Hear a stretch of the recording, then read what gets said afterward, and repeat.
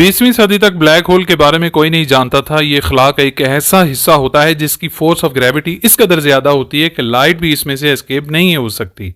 हम black hole के बाहर हैं, ब्लैक होल के अंदर का कुछ नहीं कहा जा सकता। ब्लैक होल कायनात को खौफजदा करते हैं। ये ग्रेविटी के ऐसे डार्क सेंटर्स हैं जो हर चीज को निगल लेते हैं।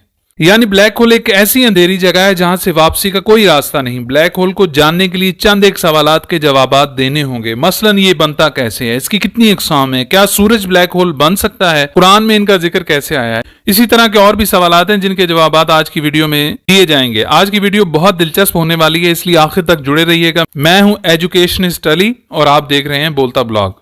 कहानी की शुरुआत करते हैं। आज से 100 साल पहले कोई ब्लैक होल की टर्म से भी वाकिफ नहीं था। आइंस्टाइन की थ्योरी ऑफ रिलेटिविटी से ब्लैक होल्स की दरियाफ्त हुई। इस थ्योरी के दो हिस्से थे, एक जनरल थ्योरी ऑफ रिलेटिविटी और एक special theory of relativity. Special theory of relativity, जिसे 1905 में आइंस्टाइन ने पब्लिश किया, बताती है कि कैसे स्पीड टाइम को इन्फ्लुएंस करती है। अगर आप तेज स्पेस क्राफ्ट में बैठे हैं तो आपका टाइम स्लो गुजरेगा relative to the person who is sitting on the earth. Relative लफ्ज से ही आपको पता चलेगा कि टाइम ट्रेवल क्या चीज है। आपको स्पेसशिप में जरा भी अंदाजा नहीं होगा, आपके लिहाज से टाइम नॉर्मल चल रहा होगा। जब आप वापस आएंगे तो आपको अंदाजा होगा कि टाइम कितने फर्क से चल रहा है। इसको काइनेमेटिक टाइम डायलेशन कहते हैं। यही नहीं, ग्रेविटी का भी टाइम पर असर होता है। इसको ग्रेविटेशनल टाइम डायलेशन कहते हैं, जिसको आइंस्टाइन ने जनरल थ्योरी ऑफ रिलेटिविटी में 1915 में समझाया था। इसके मुताबिक जितनी ज्यादा ग्रेविटी आप फील करेंगे उतना ही ज्यादा टाइम आपके लिए स्लो हो जाएगा। आइंस्टाइन ने इसको विजुअलाइज करने के लिए कहा कि स्पेस टाइम का फैब्रिक आप सपोज कर लें जिस पर सारे प्लेनेटरी ऑब्जेक्ट्स रखे हुए हैं। जितना ज्यादा किसी प्लेनेट का मास है उतना ही ज्यादा वो फैब्रिक को बेंड कर रहा है और इतनी ही इसकी ग्रेविटेशनल फोर्स भी ज्यादा है, जिसकी वजह से ज्यादा ऑब्जेक्ट इसके गिर्द रिवॉल्व होते हैं और टाइम डायलेशन भी ज्यादा होती है। साउंड, हीट और लाइट भी ग्रेविटेशन से अट्रैक्ट होते हैं। ये एक बड़ा कंक्लूजन था जो थ्योरी से निकाला गया था कि फॉर्म्स ऑफ एनर्जी पर भी ग्रेविटेशन का असर होता है और वो अट्रैक्ट होती हैं। इसका मतलब यूनिवर्स में ऐसे भी ऑब्जेक्ट्स हो सकते हैं जिनमें ग्रेविटेशनल फोर्स इतनी ज्यादा है कि वो लाइट को पूरी तरह एब्जॉर्ब कर लेते हैं,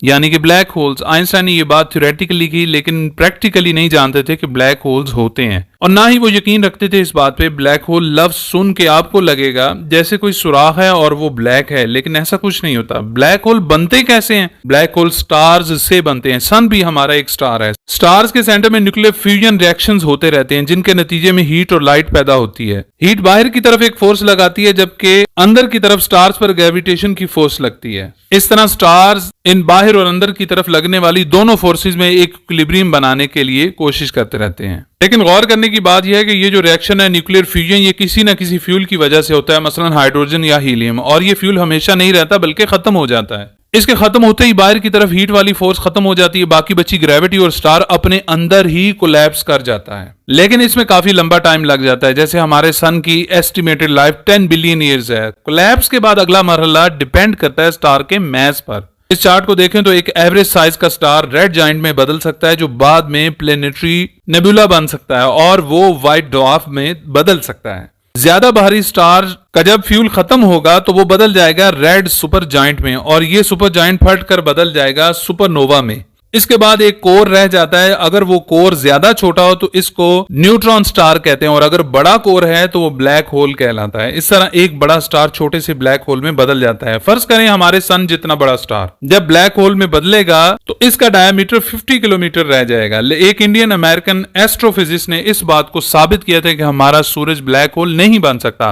इनका नाम सुब्रमण्यम चंद्रशेखर था। उन्होंने एक लिमिट निकाली, चंद्रशेखर लिमिट, जिसके मुताबिक एक व्हाइट ड्वार्फ का मास 1.39 टाइम्स द मैस ऑफ सन हो सकता है, लेकिन इससे ज्यादा मैस हुआ तो स्टेबल नहीं रहेगा और न्यूट्रॉन स्टार या ब्लैक होल में बदल जाएगा। क्योंकि हमारा सन इस लिमिट से नीचे है, छोटा है, इसलिए व्हाइट ड्वार्फ तो बन सकता है लेकिन ब्लैक होल नहीं बन सकता। अब तक ब्लैक होल की 4 अक़साम देखी गई हैं। पहला सबसे ज्यादा पाया जाने वाला black hole stellar black hole, ये स्टार से बनते हैं और साइंटिस्ट का एस्टिमेट है कि हमारी मिल्की वे गैलेक्सी में 10 मिलियन से 1 बिलियन की तादाद में पाए जाते हैं। दूसरा नंबर है प्रीमॉर्डियल ब्लैक होल और ये एक एटम जितने छोटे साइज का होता है, लेकिन इनका मास एक पहाड़ी जितना होता है। एटम जितना छोटा साइज एक अजम्पशन है और ये थ्योरेटिकल हाइपोथेटिकल ब्लैक होल्स हैं, इनके बारे में ज्यादा मालूमात नहीं है। तीसरा नंबर है सुपर मैसिव ब्लैक होल्स। ये बहुत ही बड़े ब्लैक होल्स होते हैं, इनका मास 1 मिलियन सन्स के कंबाइंड मैस से ज्यादा होता है। एक ब्लैक होल का डायमीटर हमारे पूरे सोलर सिस्टम के बराबर हो सकता है। साइंटिस्ट के मुताबिक हर बड़ी गैलेक्सी के बीच में एक सुपर मैसिव ब्लैक होल होता है। हमारी मिल्की वे गैलेक्सी के दरमियान पाए जाने वाले ब्लैक होल का नाम है सैजिटेरियस ए। साइंटिस्ट ने फोर्थ किस्म का ब्लैक होल एज्यूम किया है जिसका नाम इंटरमीडिएट ब्लैक होल है, जो कि स्टेलर और सुपर मैसिव के दरमियान का कोई साइज रखता होगा, लेकिन इसका कोई प्रूफ नहीं है।